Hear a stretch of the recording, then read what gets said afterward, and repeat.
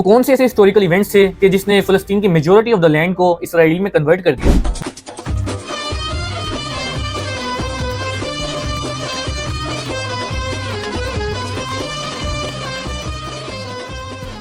अल्लाह के नबी हज़रत मूसा अलैहिस्सलाम ने मिस्र के फ़िरौन रमेसेस II को शिकस्त दी और फिर से बनी इसराइल को द प्रोमिस्ड लैंड यानी कनान फ़लस्तीन की तरफ ले गए। एक एंशिएंट मेसोपोटामियन रियासत असीरियन एम्पायर ने किंगडम ऑफ इसराइल पर हमला करके इसे तबाह कर दिया। इस हमले के नतीजे में कई यहूदी मारे गए, काफी कैद हो गए और कुछ बचे कुचे यहूदी किंगडम ऑफ जूडा की तरफ हिजरत कर गए। हज़रत ईसा अलैहिस्सलाम की टीचिंग्स ने न सिर्फ फ़लस्तीन बल्कि दुनिया भर में एक नया इनकलाब बर्पा कर दिया। मगर आपके हवारियों में से ही कुछ लोगों ने आपके पैगाम को गलत डायरेक्शन में लिया और अपने फायदे के लिए आपकी टीचिंग्स को बिगाड़ कर पेश करना शुरू कर दिया और यूं यहूदियत से ही एक नए मजहब ईसाईयत का जन्म हुआ। बिल्कुल इसी तरह के जिस तरह से सिद्धांत बुद्धा का ताल्लुक था तो एक हिंदू फैमिली से, मगर उनकी डिफरेंट टीचिंग्स की वजह से हिंदुइज्म से ही एक नया मजहब बुद्धिज्म के बाद खिलाफत राशिदा के दौर में हज़रत उमर इब्न खत्ताब रज़ियल्लाहु ताला अन्हु ने 636 CE में यरूशलेम को बगैर खून बहाए फतह कर लिया। रोमन क्रिश्चियंस ने बैतुल मुकद्दस की चाबियां उनके हवाले की।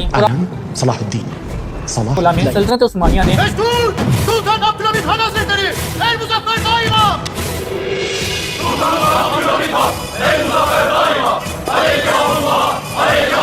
पहली मर्तबा यूरोप की तरफ अपनी एक्सपेंशन को रोका और अपनी सारी तवज्जो मशरिक की तरफ मरकूज की। ज़ायनिज़्म यानी सहूनियत की बुनियाद कैसे पड़ी? कोलंबस की डिस्कवरी ऑफ अमेरिका ने सारी बाजी कैसे पलट दी? वर्ल्ड वॉर 1, वर्ल्ड वॉर 2 और रोथस्चाइल्ड ग्रुप का क्रिएशन ऑफ इसराइल में क्या किरदार था? ब्रिटिशर्स ने ये एक land of Palestine 3 different Nations को देने के लिए क्या एग्रीमेंट्स किए?